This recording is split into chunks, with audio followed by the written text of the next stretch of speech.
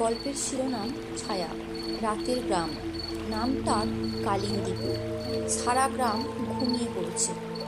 ঝিঝি পোকার এক টানা ডাক আর নদীর মৃদু ঢেউয়ের শব্দ ছাড়া কোথাও কোনো আওয়াজ নেই।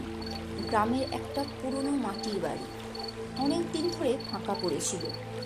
সম্প্রতি সেখানে এসেছে কুন্তলা।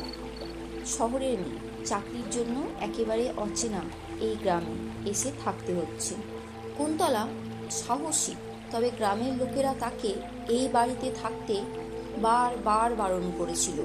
বলেছিল এই বাড়ি অশুভ, রাত হলে নাকি এখানে ছায়া নামে কিছু আসে।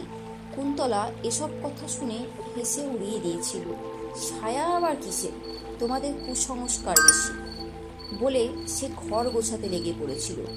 প্রথম কয়েক রাত ভালোই কাটল, কিন্তু চতুর্থ রাতেই কুন্তলার অদ্ভুত কিছু নজরে পড়ল। রাত প্রায় 2টা বাজে। হঠাৎ ঘুম ভেঙে গেল। জানালা দিয়ে বাইরে তাকিয়ে দেখে চাঁদের আলো ধানের খেতে পড়ে অদ্ভুত রূপ নিয়েছে। বাতাস নেই, অথচ পাতাগুলো কাঁপছে। এমন সময় জানালার পাশে একটা কিছু নড়াচড়ার শব্দ পেল। কুন্তলা আলতো করে পর্দা সরিয়ে বাইরে তাকালো।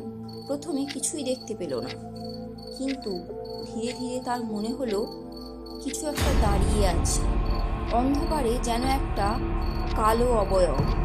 কে? কুন্তলা জানালা খুলে জিজ্ঞেস করল। কেউ কোনো উত্তর দিল না। ছায়াটা এক পা করে এগিয়ে এলো। হঠাৎ কুন্তলার মনে হলো ঘরটা অস্বাভাবিক ঠান্ডা হয়ে গেছে। বাতাসে এক অদ্ভুত গন্ধ, যেন ভিজে মাটির গন্ধ। ছায়াটা জানালার ঠিক সামনে দাঁড়িয়ে থেমে গেল। চাঁদের আলোয় কুন্তলা পরিষ্কার দেখতে পেল এটা কোনো মানুষ নয়। ছায়াটার কোনো মুখ নেই, হাত নেই, কিন্তু যেন একটা শূন্য দৃষ্টি ওর দিকে তাকিয়ে আছে। কুন্তলা দ্রুত জানালা বন্ধ করতে গেল, কিন্তু ছায়াটা হঠাৎ জানালার ভিতর দিয়ে ঢুকে পড়ল। তার শ্বাস আটকে আসতে লাগলো। এক অদ্ভুত কণ্ঠ শোনা গেল, যেন বাতাসে ফিসফিস করছে।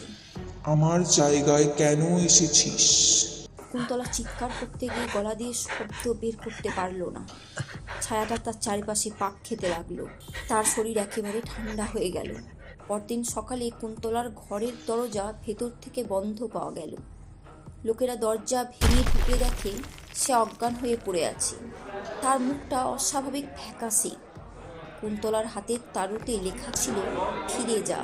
সেই ঘটনার পর কুন্তলা আর একদিনও সেখানে থাকেনি, কিন্তু গ্রামের লোকেরা বলাবলি করে সেই বাড়ির ছায়াটা নাকি তার পছন্দের জায়গায় কাউকে সহ্য করতে পারে না, আর যাকে একবার ছুঁয়ে যায় সে আর আগের মতো থাকে না।